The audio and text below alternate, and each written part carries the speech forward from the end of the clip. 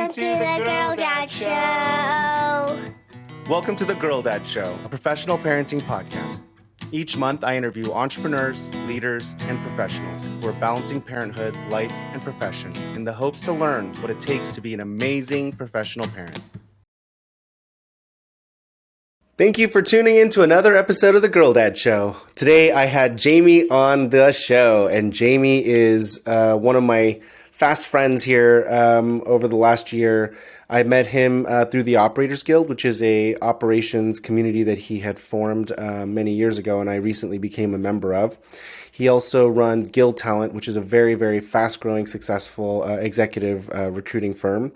And we just really bonded over our desire to grow business and grow our professional careers, but also our passion and our focus on being really great dads and parents. And so we just bonded really well, and I finally got him on the show to interview him about his past, his thought process, and it is an amazing show. He is incredibly philosophical and has spent a lot of time, doing the deep work, thinking about how to be a good parent and also how to be a good entrepreneur. And it's a really, really fascinating episode. So I hope you enjoy it, and I will talk to you soon.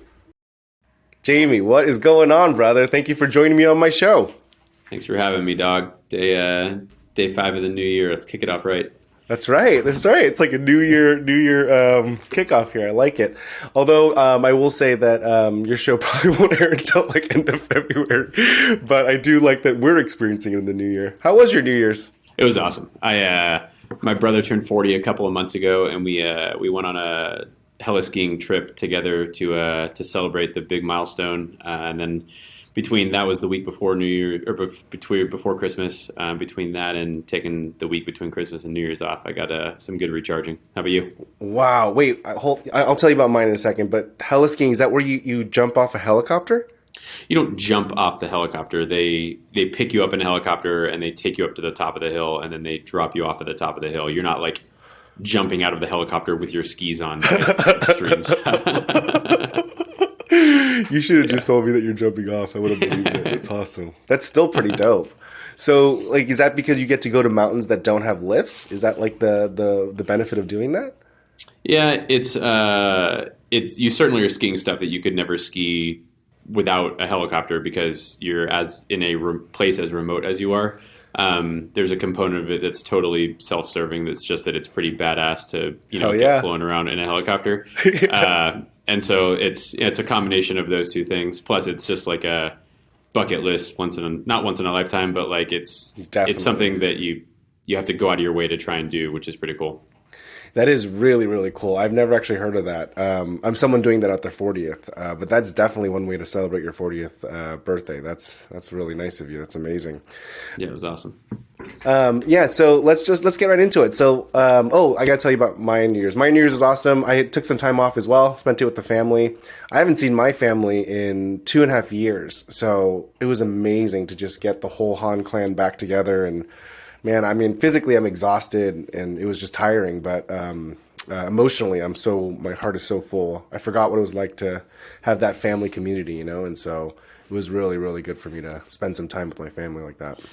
Yeah, I'm sure that we'll get into it here while we're talking, but my wife made a comment to me about how like she loved having me around for like the entire week between Christmas and New Year's, and I'm like, it starts tugging on your heartstrings when you got to go back to work, Yeah, it's kind of odd, huh? You don't really take time off, do you? Well, I think it's probably pretty similar to you, right? I've got a couple of different ventures that I've got my fingers in, and that it is a blessing and a curse. And the blessing is that it gives me the flexibility to be wherever I want, whenever I want, and I feel like we've done a really good job of creating some leverage and to not have it be me who's working to the bone and is like constantly always on. Mm-hmm.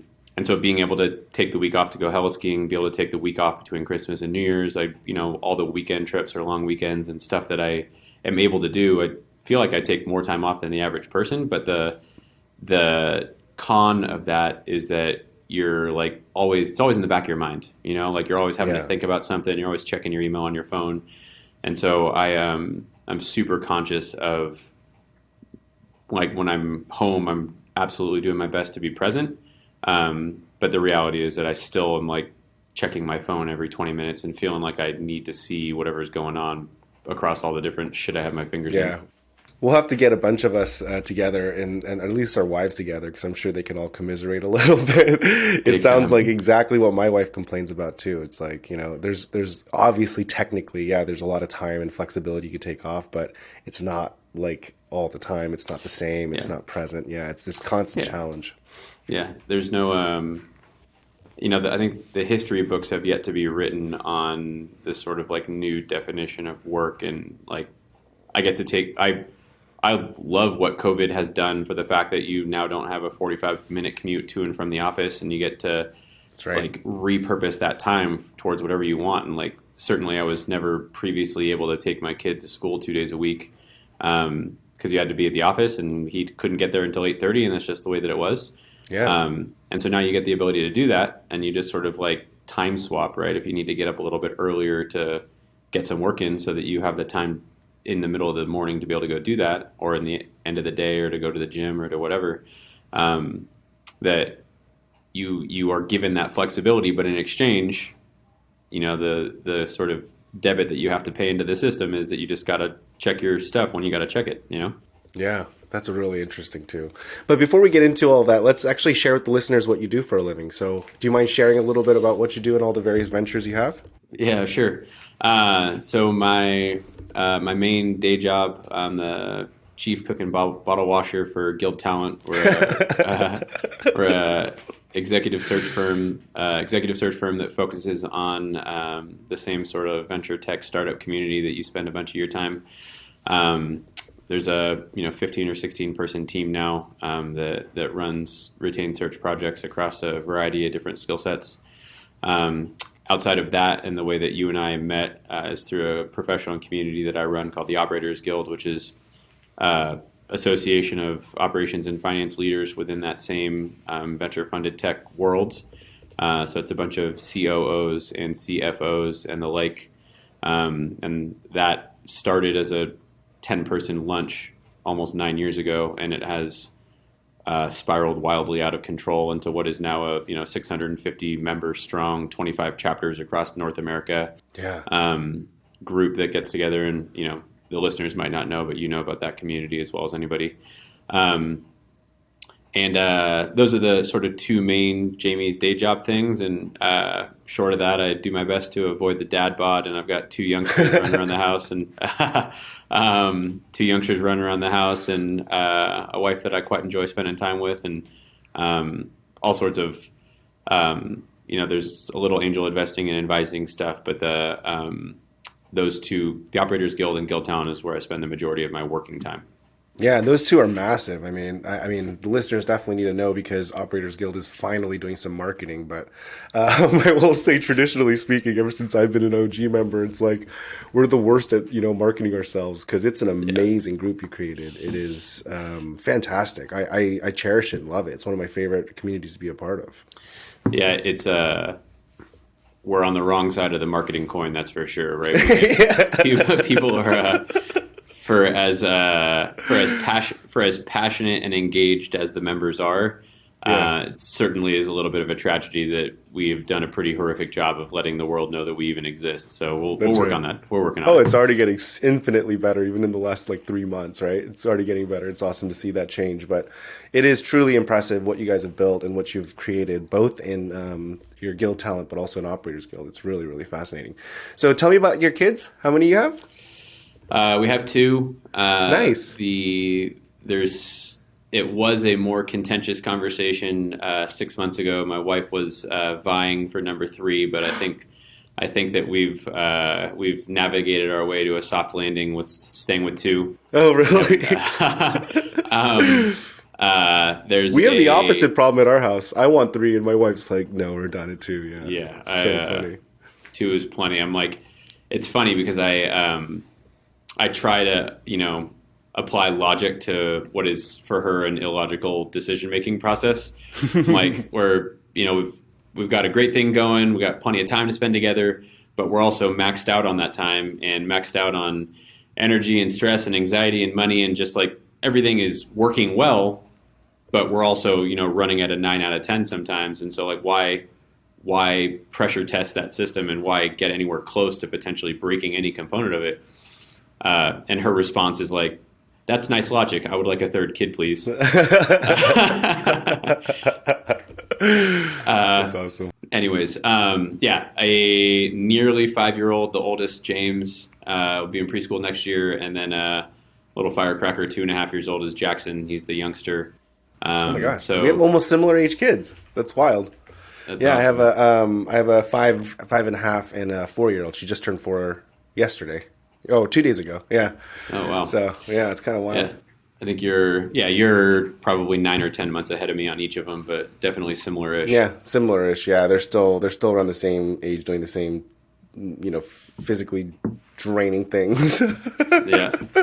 Where are you? Where are you in the conversation of if there's is it I want a third, but your wife is adamantly against it, or is that an open conversation? Yeah, she's adamantly against it. I want a third, and she just doesn't want it. And she's tired. She's physically just like, it's a lot, on the woman's body, and and I think there's a lot of like very similar to you. There's just a lot of like stuff that is hard to instill into our relationship. Like we find a lot of times that our relationship, her and me, are like always gets squeezed out. When it comes to like business or kids or like health and like all these things get a spot, and then whatever's left over gets spent on her and I. And it's like if we had a third, it'd even get worse, right? And so I think it's just one of those big things that we have to like calculate into this. I can't remember who it was, but I saw some Silicon Valley guru post something on LinkedIn a couple weeks ago, and it was about how he was one of the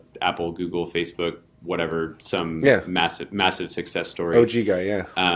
And he had made a comment about how like Tuesday nights with my best friend was a tradition that I've had for 20 years, and it was basically Tuesday night date night with his wife. That he like at 5:00, I don't care whether you come into my office at 5:00 and tell me you're going to quit. I'm going on my date with my wife, and that's what's going to happen. If there's a major client that needs me on a call at 5:00 on Tuesday, it's going to have to wait, or we're going to cancel it because I'm going to go on that date with my wife. And it was like, wow, it was like such a, it was a really powerful thing. It's like Kelly and I have a standing Wednesday night date night that we're fortunate now that the kids don't have any after school activities, right? Mm-hmm. It's like, there's no dance recitals or whatever's. It's like, one of them doesn't go to anything, and the other one's in kindergarten. I imagine that we're going to have to adapt it because, there's going to be whatever the music lessons or whatever, swim lessons, whatever is going to come when they get into elementary school. For now, I think we're probably, if we kept this average for the rest of our lives, we'd go to the Hall of Fame for like as religiously as we take it. And we've been doing it for the last couple of years now. But to your point, it's like you can definitely sense that pressure of like shit creeps into life, right? And it's like, I didn't get to go to the gym. I didn't go to the gym this morning. Can I go? But it would mean that we get a late start on date night. You just got to there's no right or wrong answer, but it's an exercise in priorities, right? It is, yeah. And then now that the kids are having activities, it's like you have to coordinate with the sitter. If you want to go out on a date night, you have to like find activities that they're going to go. So you have to do it on alternate nights, and then those those schedules keep getting changed, and you get tired. And God forbid something great happens at your business, right? Where an opportunity happens, where you're just like, oh my God, this could literally like 2x my business. I need to be there, and then that contends against these timings, and it's just so hard. So I'm really proud of you for doing that. We did it for like 6 months, and then it kind of fell apart. The moment we let it fall apart, it completely fell apart. So we got to like get it back on track.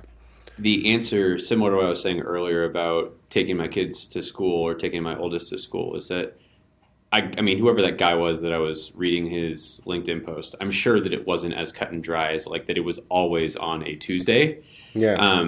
I think it's probably the answer, or at least the answer that I can envision as the kids get older, is that the time shifting thing needs to be a tool that you use and that you stay diligent with, and that if there's a meeting that I need to go to on Tuesday night that's going to double the business, it's okay to move date night to Wednesday, but what's not okay is to just let it slip and to stop doing it. That's right. And so that's like I haven't yet had to navigate that thing. Yeah.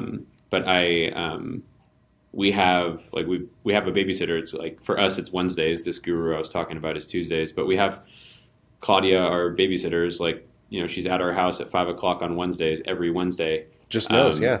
And she just knows. And so, obviously, if I had a meeting and we needed to shift it, we'd have to engage Claudia there to move it. But that's like, I'd almost rather pay Claudia and have it be a sunk cost, and I've already spent the money, to like force myself to reuse that bucket of time on a different day that week, so that, ultimately, no matter how much money I make, I'm going to always be a cheap ass, and I'm going to like not want to waste that money. So I'm like, it puts skin in the game. It puts exactly. It's a little pain to consequence. Yeah, that's exactly That's right. really clever.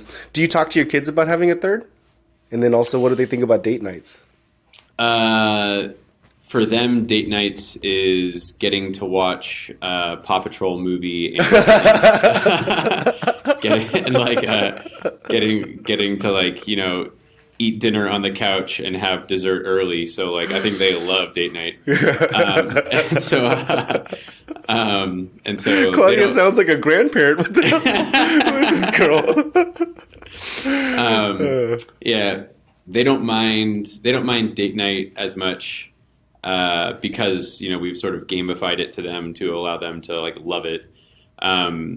Personally, because I am on the side of the fence that does not want a third, I have avoided bringing up, like, asking my kids whether they want a third, because to them they don't understand the pain or the stress or the money or the time or the whatever. For them, they would just be like, hell yeah, I want another leg. And then you're 3 against 1. At that point, I don't need that. Yeah. You're too logical to pull that card. I love it. I love it. Oh, it's funny. Yeah, I'm on the side of the adding a third, so I'm all about bringing them in, because they're like, heck yeah, bring a third. Calling the grandparents, calling whatever. Yeah, it's awesome. I don't think so. Yeah, and then have you talked to your kids about what you do for work? No, 4.5 is like, my oldest is old enough to know that I have to go to work. He certainly doesn't understand the nuances of my business or how I spend my time when I go to work. Yeah. They just know that you go to work. They know that I go to work, and they know that, more importantly to me, it's like you have to walk this line, right, of they need to know that this is important and that I need to do this. Yeah. But they need to simultaneously know that, like, they're the most important thing, and that, like, if you need something, just because, like, work does not equal stay the hell away from me, neglect, I can't pay attention to you. And so there's this balance of, like, my youngster, he doesn't understand why I have to leave every day, right? He's only 2. Yeah. But it's pretty cool. It's pretty cool that the oldest is just like, I know that you have to go to work, Dad. When you get back, can we build a fort? And you're like, nice. That's all you want, right?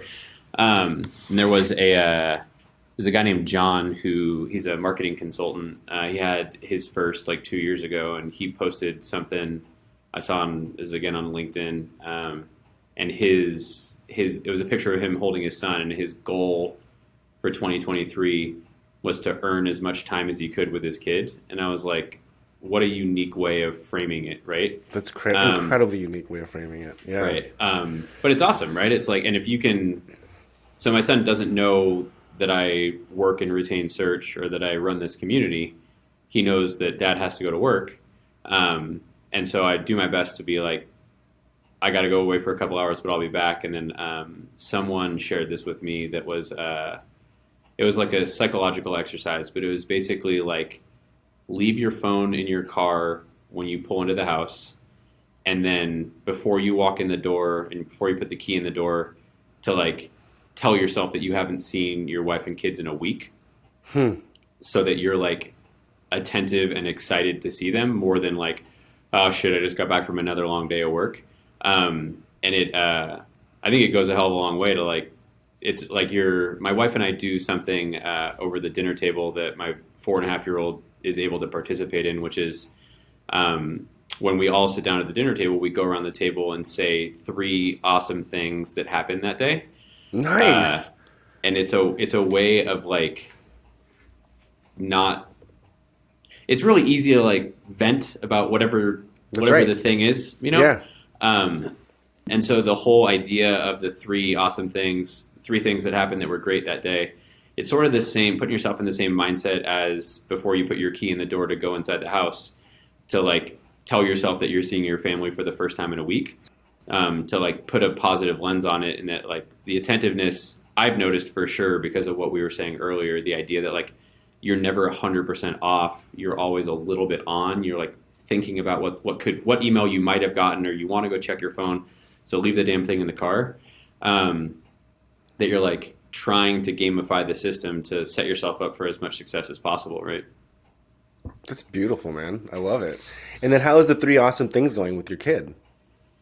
Does he get a kick out of it? Yeah, for sure. Does your wife enjoy it? Yeah. I mean, it's like, it's a cool way of, creating conversation for sure. For sure. Like opening that up and making a habit, of like talking at the dinner table. It's great. We were at the dinner table when James just last night, I was like, what are your 3 things, bud? One of his defaults is always like, well, I'm really enjoying my dinner with you and mom. Like, sort of like, like so a cop-out one. He's like, exactly, a cop-out, exactly. But he's like, there was a new kid at school today. I'm like, maybe it would have never come up, It was like a fun little thing. Awesome. And yeah, so like hearing about each other's day in a way that is like positive. Because like if you had a bad day, I'd want to hear about that too. But we got into this habit of like, it's the snowball effect of if you have a bad day and then you're going to vent about it, but then you're going to start building the habit of like, my time at the dinner table is used to talk about all the crap that I had to deal with today, and that's not particularly healthy. And so it's certainly not a perfect science, but I don't have to force my wife to do it. She jumps in and does it just the same. So it's cool. That is really cool. And it's actually really good to build family habits like that, so you have like this sense of like tradition and culture, but like talking to your kids is like so important. Like, I think that, I'm sure you share the same thing because we kind of have the same kind of core values and lifestyles, but, our parents were not as attentive. I mean, I'm assuming your parents weren't as attentive as you are to your kids, but I mean, that could be totally wrong. I'll ask you in a minute here, but I think the thing that I'm saying is like, I don't know if they, were as like drilled into like figuring out ways to like make sure that we were, they were as approachable as we are trying to be. But like more than ever, man, like I feel like kids need to know that their parents can be somewhere they can go and talk to, because there's just a lot of weird stuff with, social media and digital media. Like these kids are going to grow up in a much different world than, we did. Yeah. My mom was a little bit more aware of that sort of stuff than my dad was. My dad was a great dad, but not that he didn't have as much focus or importance on that as my mom did, for sure. Yeah. I also have like struck gold in that my wife Kelly is a family therapist with a focus on early childhood development. So she's a family therapist. She's a family therapist with a focus on early childhood development. Oh my gosh. And so maybe I should be talking to her, man. That's awesome. And so all of the attentiveness and like the focus on that sort of stuff, we were talking about social media and all that sort of stuff. I would venture to guess that we're in, the top decile of that being a sort of focal point. And that's like the early childhood development part of her. And then the general family therapy piece that is part of her background and her training. Outside of my parents, before they got a divorce, my mom was a little bit more focused on us than my dad. My dad was the breadwinner, and he was gone a lot, and he was great. I mean, he's my soccer coach, and my brother's baseball coach, and all that sort of stuff. Oh, wow, very active. Yeah, active, but when I'm talking about, like, how was your day, talk about your feelings type shit, that was a little bit less. Yeah. Where I was going with Kelly is that before my parents got a divorce, my mom and dad had their different roles as it relates to my brother and I. But they also, I mean, they're divorced for a reason. They didn't have the best communication themselves. And so my point there with Kelly and her family therapy thing is that we certainly don't have a lack of communication in our household, which I think is a positive thing. Like, if you're going to err anywhere, that's a good side to err on, for sure. Totally. You really can't over communicate. I mean, that's like that's a really, really easy one for me too. I mean, I think about that in business. I mean, like, Yeah. not only in all aspects of life, I'm like, just over communicate, over communication, like literally is like, it's like if that's the worst thing that's going to happen, then you're probably not really doing that bad, because Yep. you're just double checking or triple checking or checking in. I mean, it's Yep. super, super powerful. That's really great. And does she practice right now? Is she working or? No, after our youngest 2.5 came out, she became full-time household CEO for not for the indefinite future, but at least for the near-term future. Yeah. So she hasn't worked in 2.5 years, and I think we were just talking about this, that she was sort of chipping away at her CEUs that she needed for keeping her licenses active. And I asked her why she was doing it, since she hasn't worked in 2.5 years, and she has every intention of going back, just not sure when and in what capacity. But at some point in time, she likes it enough that at some point in time she wants to get back and still use it, even if not full time and in the exact same capacity. But yeah. Got it. So it's like a calling for her. It's not just about like the the parenting versus the the job thing. It's like she actually enjoys it. Yeah, she enjoys it, but she's also bleeding heart, wear my heart on my sleeve, take my work home with me type person, and she's weight over the shoulders. Like she's an empath. Yeah, for sure. Oh, 100%. Like if there's a picture of her in the dictionary next to empath, which like has its blessing and its curses. The blessing is that she's really, really good at her job. She's incredible with our kids. But similar to how I'm always checking my email, it's like if she has a rough couple of sessions, it's impossible for her to not think about it. And how does she think about the idea of having, the luxury and the opportunity to not work and just focus on her career, on the family? I mean, because technically she can kind of apply that, work skill at home, right? I mean, yeah, the main void that is created is like challenging herself by talking to adults and not like it's a little bit too inwardly focused, in that like it's you want to be out in society. Yeah. How do you feel about that? Like if the roles were reversed, like she was the breadwinner and you were at home, would you be able to do that? Oh fuck no, her job is way harder than my job. That's for sure. Yeah. There's no two ways about that. The good news is that that she's really good at her job and I'm really good at my job, and that we've sort of struck this balance. And I think this goes to the communication thing, that she doesn't want my job and I don't want hers.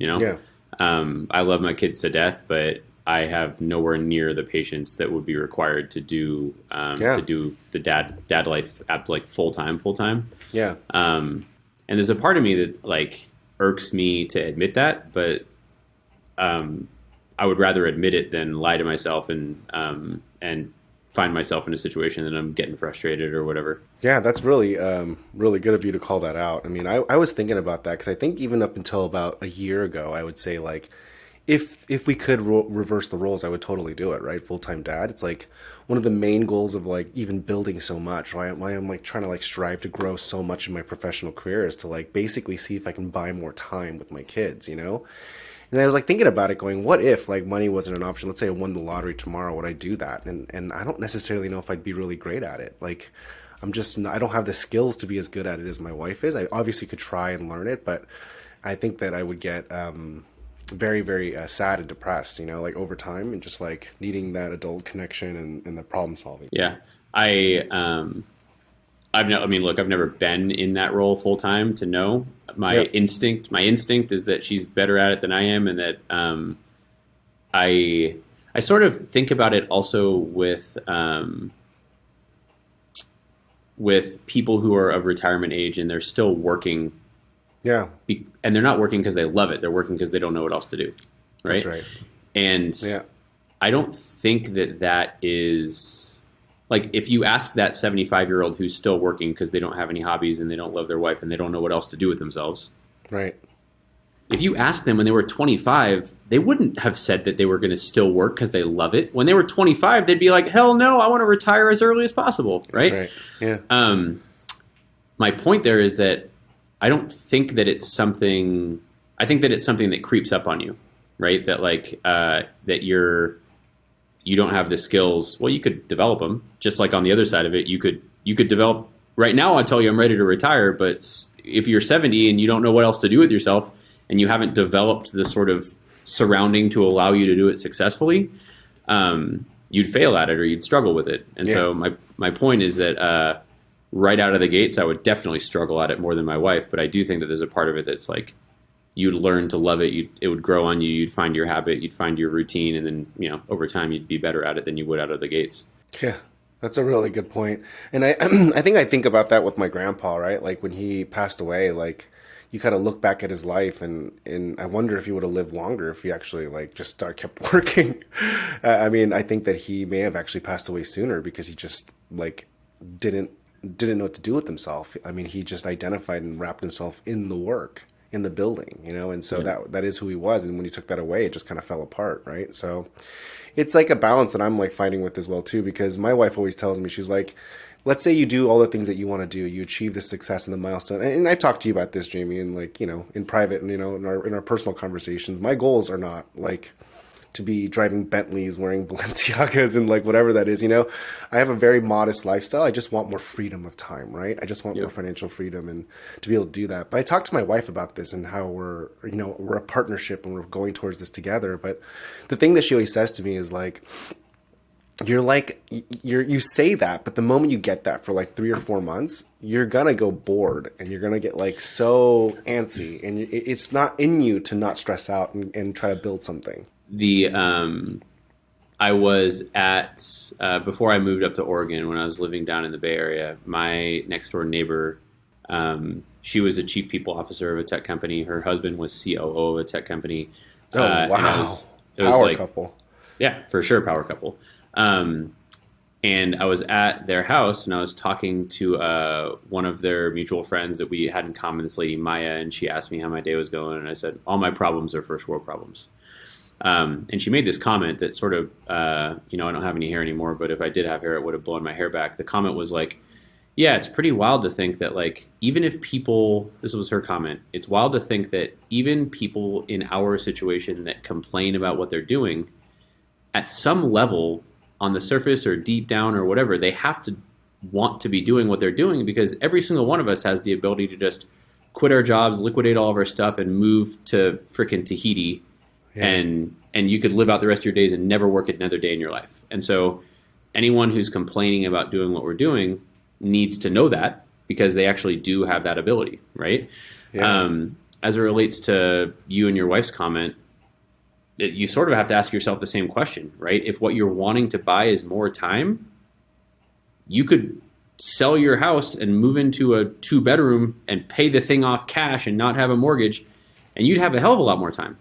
Yeah. Right. And so it's not, the answer is not, at least to me, it's not as simple as like, just buy more time. Cause I also like, as part of the decision about not wanting a third kid is that there's also a part, like no matter how much I talk about, I love my kids. And of course I love my kids, but I also want to avoid the dad bod. And in order for me to be a good dad, I need to like be physically active and have time to carve out to go to the gym. Right. That's right. So another part of that for me is like, I just got back from the heli-skiing trip. That was not free.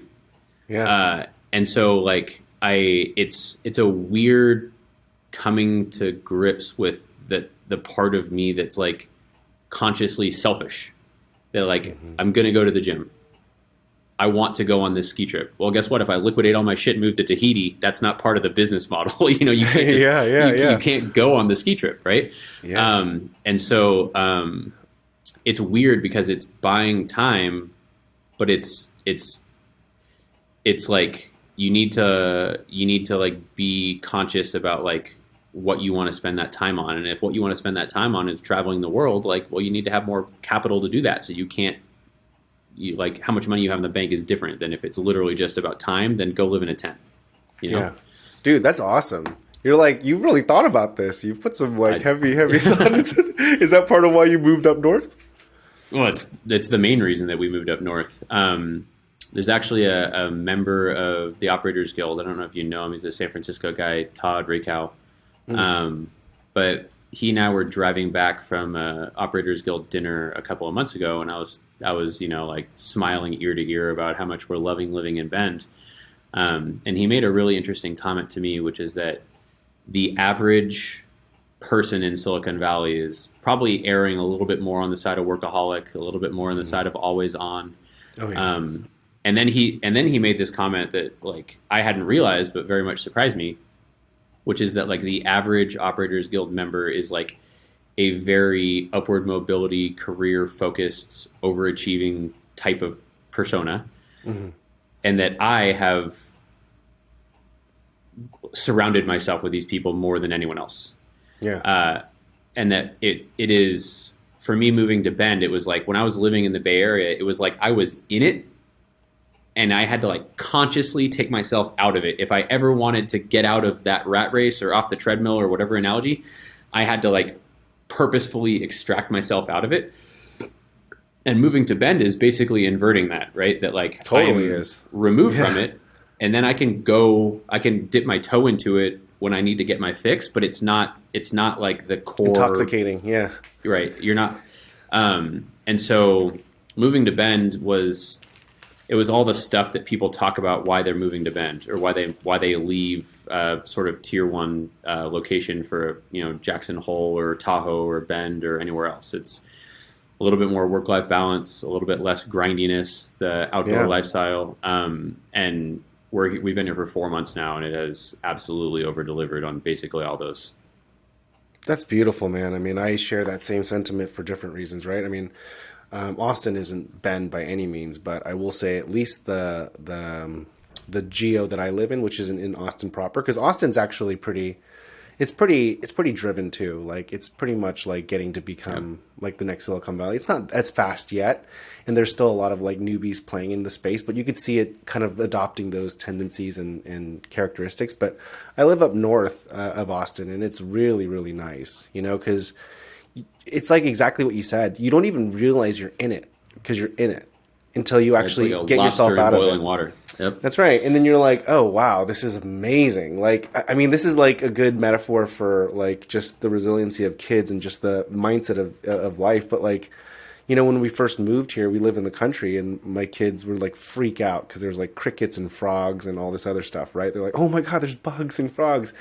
Fast forward 3 months later after we moved here, now they're like, grab a basket. There's frogs and crickets, right? They're like jamming these many frogs they can in this basket. And it like makes me happy to see that they're like, exploring the creek behind our house and like finding these frogs. Or, it's just like, it's not like a necessary thing, but like for me, it's like the act of that like, that's like a metaphor for what I actually want. If I could design out what I want my kids to grow up in, what I want to live in, it's like, it's a much better metaphor than what I had, like, I mean, not to say that anything's bad about Silicon Valley, because I was born and raised there, and I lived there for 40 years. But man, the last 2 years have just been so eye-opening getting physically out of it. It has helped me like just really recenter, what I want to be as a dad and as a professional. And it's been tremendously good to just physically remove yourself, because you can't help it. It's just human nature to just soak up who you're hanging out with. Of course. Yeah. And you're hanging out with like the most prolific operators in the world like all the time, right? I can't even imagine what your brain is like. Yeah, well, it's the same thing that you're talking about, right? And that you don't realize that the heat's getting turned up, and you're not realizing that you're living your life in a way that's contrary to what you want, because you're just in it. It's the lobster in a pot of water. The thing starts to, or a frog in water. I'm sorry. The heat gets turned up, and all of a sudden you don't realize that you're in boiling water, and you don't want to be there, and you could have jumped out if it was earlier, but now you're stuck in it, and there's nothing else you can do. I 100% agree with that. That's awesome. So now that you think about this kind of move to Bend, and you have this very, very successful operators community, and also your burgeoning empire and retained recruiting talent, what do you think of the next step? Like, what's success for you now? Like, what are you thinking about for your business, or businesses, I should say? Yeah. I am very much trying to thread the needle between is what I was saying earlier about if it was just about time, then I'd sell all my stuff and move into a tent. There's 17 people who rely on me, and I pay their salaries to work for me on the recruiting front. And I actually I don't think that if I even if I had the money, I don't think that I would entirely just stop working altogether. I think that there is something to be said for, as a life lesson that you teaching your kids, like the importance of professional responsibility. And one day, hopefully before 55 or 60, I'll be able to retire. But it's going to be important that I'll have enough money to retire, but I won't have enough money that my kids will never have to work a day in their life, right?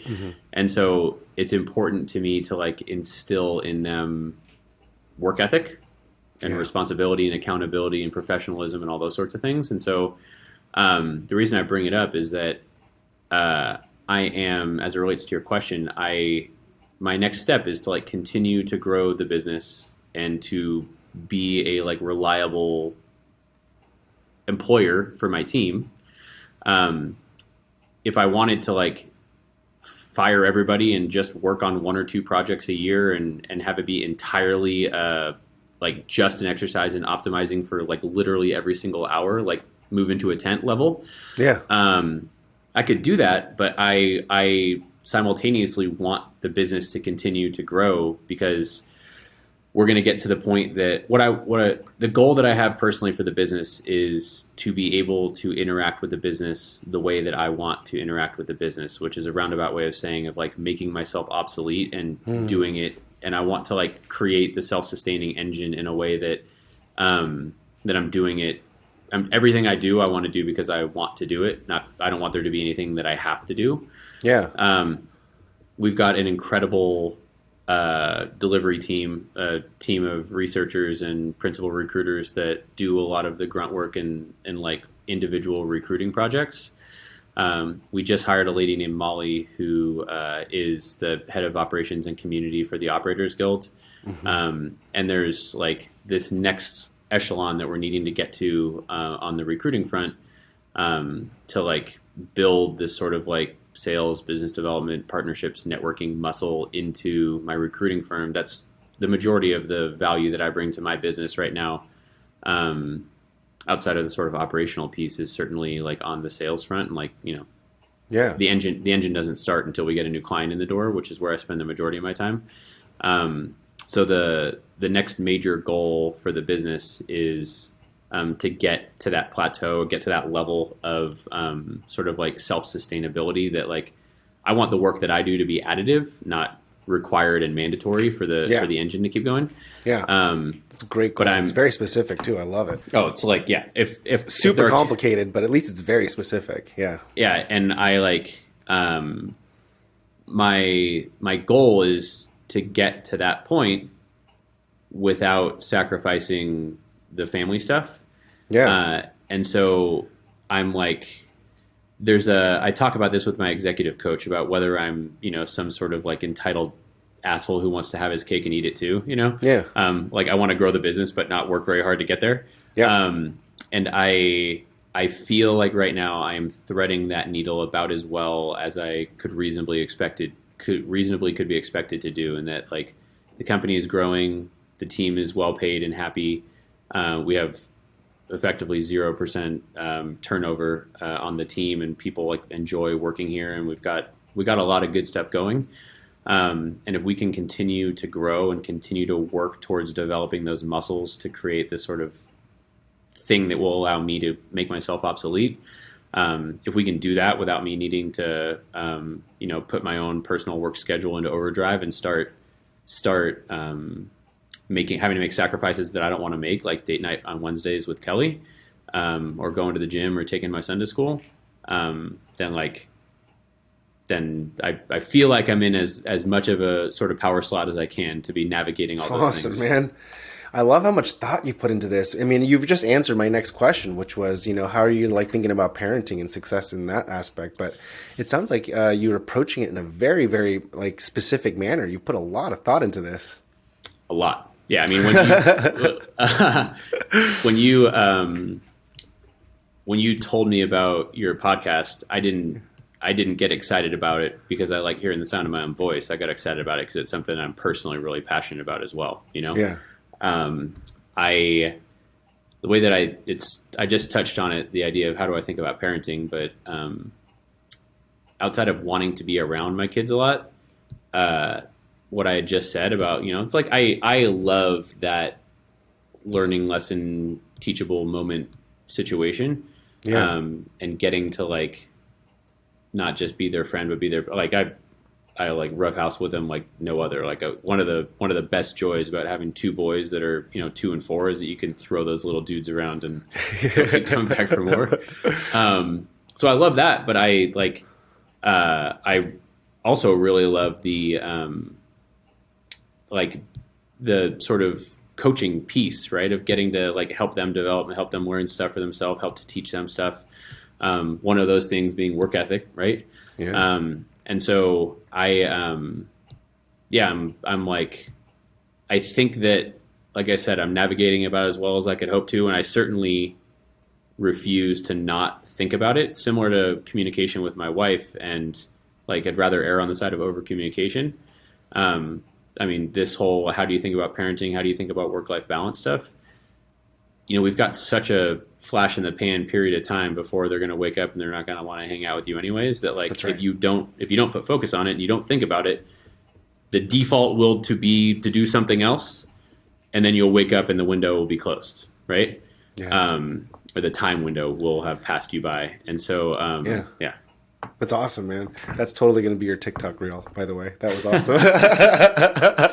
That was awesome. It's like if you don't tackle it or address it, you've just basically made the decision for yourself without even making a decision. 100%. Yeah. I don't remember what movie I'm pulling this line from, but like whether you decide to act or decide not to act or just don't act, either way, a decision's being made, right? That's right. And it's yeah. It's awesome, man. I love that. Hey, I want to be cognizant of your time here, so I want to ask you my rapid fire questions that I ask every guest, so there's some symmetry to these interviews. What advice do you have for other parents and soon-to-be parents? Realize that it's going to be controlled chaos, right? It's like a rocket ship takeoff is effectively a controlled explosion, and you can do your best to control it, but there's going to be an explosion there one way or the other, so strap on. That's a good one. And it's constant. It's just like constantly rocket. If you could go back and tell yourself one thing before having kids, what would you tell yourself? I would have told myself the advice that I just gave to future parents. Like,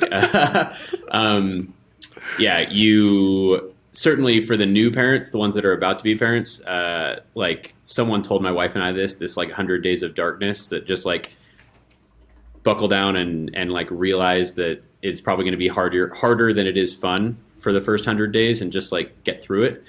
And that advice Kelly and I both heeded, and that like the date night thing we like really focus on. But it's basically inevitable that there's going to be sort of this, like, we're both out of sleep and we're both frustrated and it's the middle of the night and someone needs to feed the baby. And it's like, you're not two lovers who have a child. It's more like you're two business people trying to get this business off the ground. And so it's like realizing that that's okay, but like keeping the communication level high is like super important. Yeah. Is there anything that's really surprising that you learned about yourself after becoming a parent? It's like the oldest adage in the world that everyone always says that, like you don't realize how much you could ever love something until you hold it, that whole thing. Oh, yeah. I am like very happy and proud of the change of the fact that I was like really focused on work up until the kids came. And even when once my oldest came, I was still super focused on work, and I'm like very much owe my wife a debt of gratitude for like being the one to like pound a lot of this into my head, which again is why I said I sort of hit gold with having her sort of her professional, her training and her background, to be the one to pound into me, like, you only have a set period of time. So like, time to like think about how you're spending your time. Yeah. Which is a big one for sure. It's awesome. Favorite business book? Actually, it relates to exactly what we're talking about. I just got done reading Cal Newport. He has a book called Deep Work. And it's basically about putting yourself in a situation that will allow you to be the most effective in the shortest period of time. It's not like 4-hour work week. It's like, like anyways, deep work. Yeah, I'll check it out. Yeah, it sounds awesome. I've never heard of it. And then when you're not being a hella skier or, growing your recruiting empire or this operators guild, and also, gosh, you're so versed actually, working out, working on your dad, anti-dad bod, and also being a roughhouser with your kids. What do you do for fun? What's your downtime activities? What's downtime? I've heard of that. It's been a while, right? Yeah. Look, if I could get to the gym 3 or 4 times a week, I have a standing Tuesday afternoon guitar lesson. Nice. And if I could get to the gym a couple days a week and play guitar, those are like the sort of 2 things that I'm like, anything else on top of that is gravy. We're new to Bend, so there's plenty of, every outdoor activity I could possibly do is what I want to do. But being as social of a person as I am and living in a place where I have like a much smaller network personally and professionally as I do, I'm like weirdly excited to go grab a beer with a stranger and meet new people because I don't fucking know anybody here. That's awesome. Hey, Jamie, this has been really great. Thank you so much for taking the time to be on the show and share a little bit about yourself. Awesome, man. I appreciate it, and kudos to you for putting this together. I love sharing the passion with someone else who's passionate about it. Yeah, thank you, brother. Awesome. Thank you again for listening to The Girl Dad Show. To help our show grow, please let us know who we should interview next by filling out the form on our website or commenting below.